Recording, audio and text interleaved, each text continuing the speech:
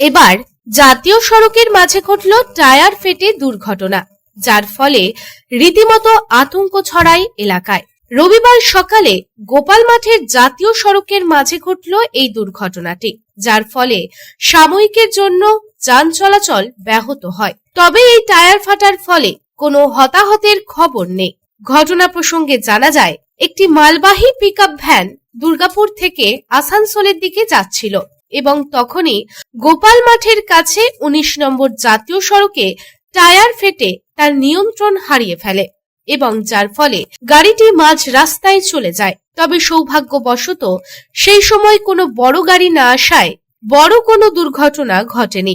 তবে এরপরেই ঘটনার খবর পেয়ে ঘটনাস্থলে পৌঁছায় দুর্গাপুর ট্রাফিক গার্ডের পুলিশ এবং পুলিশ এসে পরিস্থিতি নিয়ন্ত্রণে আনে এবং ক্রেনের মাধ্যমে পিকআপ ভ্যানটিকে সরিয়ে দেওয়া হয়, যার ফলে স্বাভাবিক হয় যান চলাচল।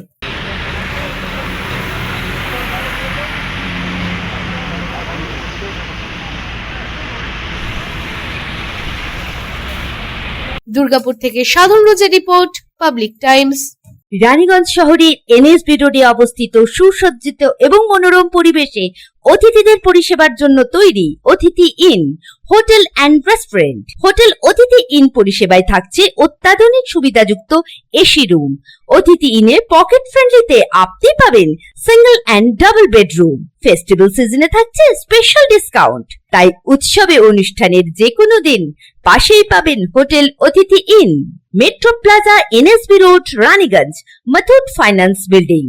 যোগাযোগ করুন এই নাম্বারে 7872933666 এবং 9434133666।